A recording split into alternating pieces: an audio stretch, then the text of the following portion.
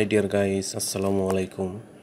উসমান সাল medical services YouTube চ্যানেলের পক্ষ থেকে আপনাদেরকে জানাই স্বাগতম। বন্ধুগণ, আশা করি আল্লাহর রহমতে আপনারা সবাই ভালো আছেন। বন্ধুগণ, আজকের ভিডিওতে আমি আপনাদেরকে অ্যালার্জিক রাইনাইটিস, চুলকানি, ঠান্ডা, কাশি এবং অ্যাজমাজনিত সমস্যা সমাধানে অত্যন্ত কার্যকর একটি মেডিসিন এবং মেডিসিনটির নাম, দাম, কার্যকারিতা, উৎপাদন বা প্রস্তুতকারক প্রতিষ্ঠানের নাম, গ্রুপ বা জেনেরিক নাম, খাওয়ার নিয়ম এবং এর সাইড এফেক্টস বা পার্শ্ব প্রতিক্রিয়া সম্পর্কে আলোচনা করব। তবে ভিডিওটি শুরু করার আগে আপনাদের প্রতি আমার অনুরোধ, আপনি যদি আমার চ্যানেলে নতুন হয়ে থাকেন তাহলে অবশ্যই চ্যানেলটি সাবস্ক্রাইব করবেন এবং পাশাপাশি লাইক, কমেন্টস এবং শেয়ার করবেন।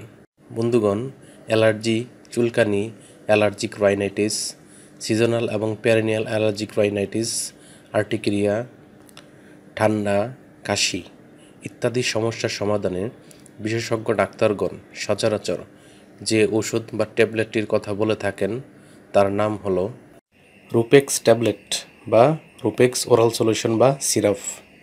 এটির গ্রুপ বা জেনেরিক নাম হল রুপাটাডিন ফিউমারেট। এটির উৎপাদনকারী প্রতিষ্ঠানের নাম হচ্ছে ইনসেপ্টা ফার্মাসিউটিক্যালস লিমিটেড। রুপেক্স ট্যাবলেটের প্রতি পিসের দাম 10 টাকা এবং রুপেক্স সিরাপের দাম 75 টাকা। এই ট্যাবলেটটি বা ওরাল সলিউশনটি খাওয়ার নিয়ম হচ্ছে 2 থেকে 11 বছর বয়সী শিশুদের ক্ষেত্রে যাদের ওজন 10 কেজি থেকে 25 কেজি, তারা প্রতিদিন একবার হাফ চা চামচ করে ওরাল সলিউশন সাসপেনশন বা সিরাপ খেতে পারবে, এবং যাদের ওজন 25 কেজি বা তার বেশি, তারা প্রতিদিন একবার 1 চা চামচ বা 5 মিলি করে একবার গ্রহণ করতে পারবে। অন্যদিকে যাদের বয়স 12 বছর বা তার ঊর্ধ্বে এবং প্রাপ্তবয়স্ক, তারা প্রতিদিন 10 মিলিগ্রামের একটি করে ট্যাবলেট সেবন করতে পারবে।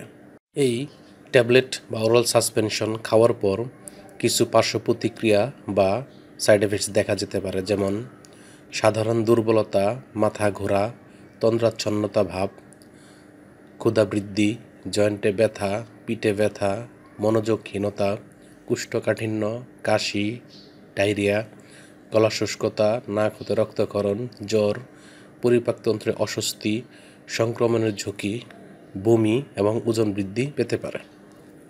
গর্ভাবস্থা এবং স্তন্যদানকালীন সময়ে যে কোনো ঔষধ খাওয়ার পূর্বে অবশ্যই রেজিস্টার্ড চিকিৎসকের পরামর্শ নেওয়া বাধ্যতামূলক। এই ঔষধটি 30 ডিগ্রি সেন্টিগ্রেড তাপমাত্রার নিচে আলো ও আর্দ্রতা থেকে দূরে ঠান্ডা এবং শুষ্ক স্থানে রাখতে হবে, এবং সকল ঔষধ শিশুদের হাতের নাগালের বাইরে রাখতে হবে, এবং একই সাথে যে কোনো ঔষধ ক্রয়ের পূর্বে অবশ্যই ঔষধের উৎপাদন তারিখ ও মেয়াদ উত্তীর্ণ তারিখ দেখে নিতে হবে। ধন্যবাদ।